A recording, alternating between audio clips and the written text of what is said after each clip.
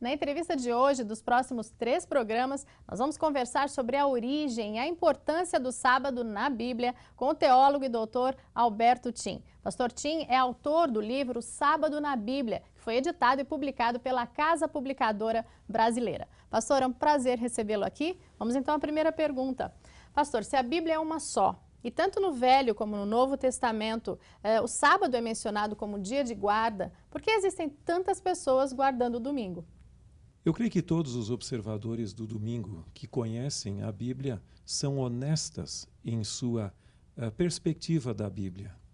Agora, o grande dilema nessa questão, eu creio que não é a questão da honestidade. Eu acho que todos os cristãos, pelo menos que procuram seguir a Bíblia, o fazem da melhor maneira possível.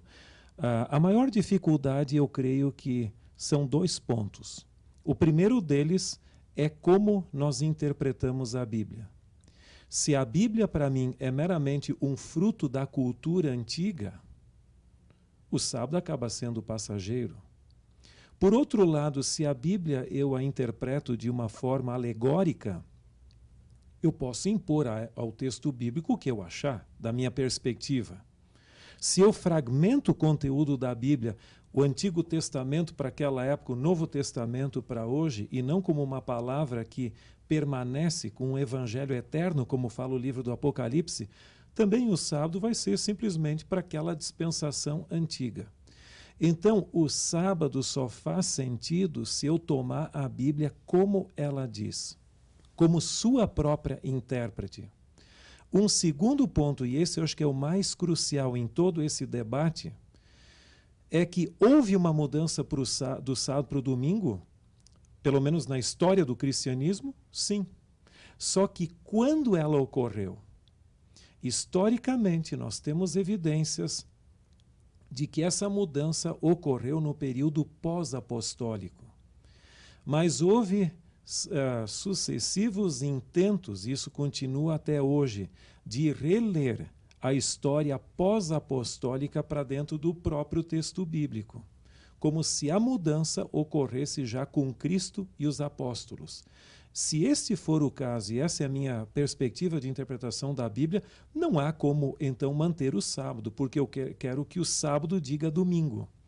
Então, crucial é esse ponto, antecipar a história. Pastor, o senhor falou um pouquinho sobre essa questão histórica, mas poderia detalhar um pouco mais essa questão histórica que envolve o conflito entre o sábado e o domingo?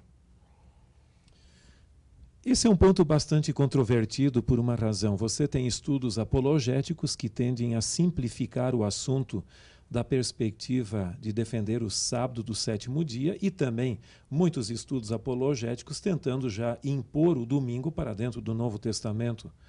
Entre os estudos históricos mais abalizados, eu creio que está o de Samuel Bacchiocchi, que é a sua tese doutoral defendida na década de 1970 na Pontifícia Universidade Gregoriana de Roma.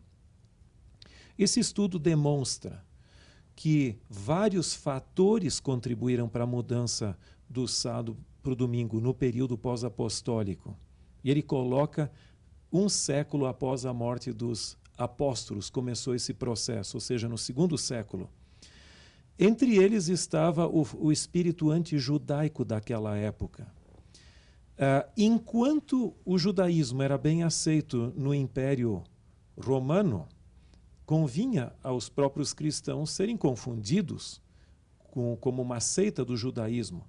Mas no momento que insurreições judaicas começaram a aparecer e eram reprimidas pela força militar romana, os cristãos começaram a se distanciar desse processo, ou do judaísmo. E aí entrou a mudança da Páscoa cristã em lugar da Páscoa judaica e também do sábado para o domingo. Isso foi favorecido por uma interpretação alegórica da Bíblia, dizendo que Cristo, o sol da justiça, o domingo, etc.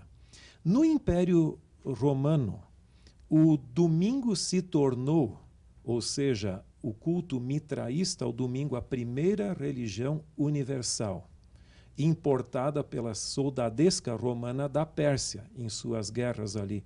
No livro O Sábado na Bíblia eu entro um pouquinho mais em detalhes sobre esse assunto, mas sob o impacto do Império Romano, o cristianismo acabou aderindo ao domingo e por algum tempo passou a ser observado os 2 dias, tanto o sábado quanto o domingo. E finalmente legislações eclesiásticas romanas acabaram tornando indevido a observância do sábado e impondo a observância do domingo. E dali para frente, por força eclesiástica, o domingo passou a ser o dia de guarda e quem insistisse na questão do sábado seria punido até eclesiasticamente como um herege.